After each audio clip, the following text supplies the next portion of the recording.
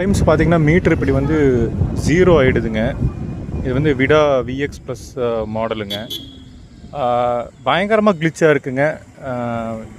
லைக்ஸே especially first சர்வீஸ்க்கு விட்ட பின்னாடிங்க, முதல் service விட்ட பின்னாடி 1000 கிலோமீட்டரில் விட்ட பின்னாடி பார்த்தீங்கன்னா டிஸ்பிளே ஆட்டோமேட்டிக்காக ஆஃப் ஆகிடுதுங்க, வருதுங்க. அப்புறம் நம்பர்ஸ் எல்லாம் கிளிச்சாக இருக்குது. பேட்ரி வண்டி பொறுத்தளவுக்கு நமக்கு டிஸ்பிளே ரொம்ப முக்கியம். ஏன்னா என்ன கிலோமீட்டர் சார்ஜ் மிச்சம் இருக்குது, எவ்வளோ போகலாம், என்ன ஸ்பீடில், எக்கோவில் போகிறோமா, ஸ்போர்ட்டில் போகிறோமா, என்ன வெர்ஷன் மாற்றுறவங்க தெரியணும்.